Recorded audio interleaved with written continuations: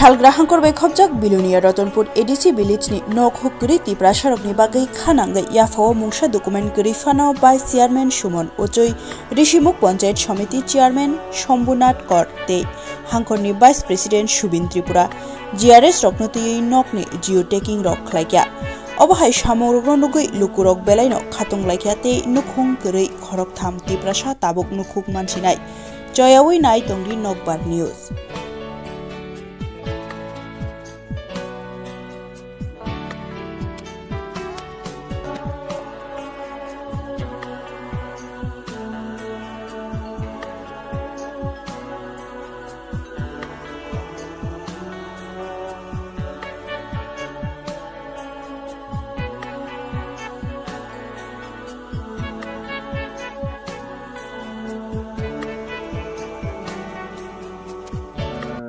हानबाय खुलुमखा दिनै जों এই রতনপুর এডিসি ভিলেজ আমাদের প্রত্যেকটা বাড়িতে আমরা সার্ভে করেছি। তো আজকে আমরা দেখলাম এই রতনপুর পঞ্চায়েতে দুই থেকে তিনটা ফ্যামিলি আমরা কিন্তু প্র্যাকটিক্যালি গিয়ে দেখলাম এখানে কোনো ডকুমেন্ট নেই। কোনো কিছু ডকুমেন্ট না থাকাতেও এখন বর্তমান সরকার এবং কেন্দ্র সরকার উদ্যোগে প্রত্যেকটা যারা জনজাতির অংশের মানুষ তাদেরকে গড়গুলা পৌঁছে দেওয়া, পেন আবাস যোজনা যে গড়গুলা পৌঁছে দেওয়া সেই পরিকল্পনা কাজ করতেছি এবং তাদেরকে আজকে আমরা ঋষিমুখ পঞ্চায়েত সমিতি চেয়ারপারসন শম্ভুনাথ কর মহোদয় উনি উপস্থিত আছেন সেই সার্ভের সময়।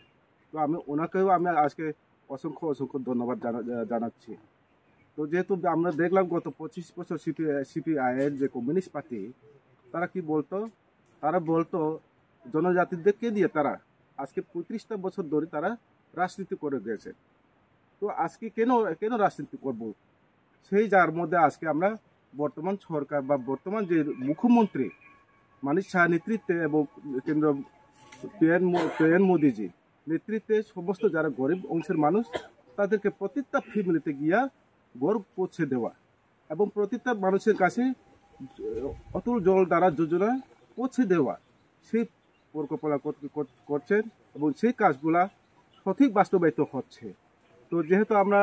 আগামী দিনেও আমরা প্রত্যেকটা পঞ্চায়েত মধ্যে যারা আমাদের জনজাতির অংশের মানুষ তারা আধার নেই বা অ্যাকাউন্ট নেই বা তারা ফ্যামিলি রেশন কার্ড অবধি নাই, তার জন্য আমরা গত কিছুদিন আগে চেয়ারম্যান পঞ্চায়েত সমিতি চেয়ারপারসন উনি সহ বা আমি নিজস্ব আছে এখানে আমাদের ত্রিপুরা মথা নেতৃত্ব তারাও উপস্থিত অংশগ্রহণ করেছে। তো আমরা বিডিও সাহেবের সঙ্গে আলোচনা করেছি যারা আমাদের বর্তমানে যারা জনজাতি অংশের মানুষ তারা কিছু নেই ডকুমেন্ট, তাদেরকেও যাতে ঘরে পৌঁছে দেওয়া, তাদেরকে সঠিকভাবে যাতে বাস্তবায়িত করতে পারে সেই পরিকল্পনা আমরা কাজ করেছি। তো অ্যাকচুয়ালি কিন্তু আজকে আমরা গর্বের বিষয়, কারণ যেহেতু আমরা পঞ্চায়েত সমিতি চেয়ারপারসন আমরা হাতে পেয়েছি, উনিও চেষ্টা করতেছি প্রতিটা জনগণের কাছে প্রতিটা গরিব অংশের মানুষের কাছে সেই সুবিধাগুলো পৌঁছে দেওয়া। তো আমি এখানে বেশি আলোচনা করবো না, আমার আরও সামনেও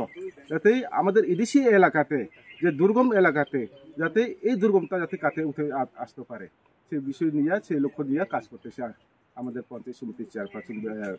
শম্ভুনাথ কর মহোদয়। 27 তারিখ অবধি আমরা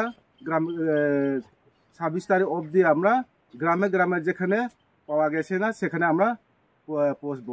সেই বিষয়ের মধ্যে দেখতেছি আমরা।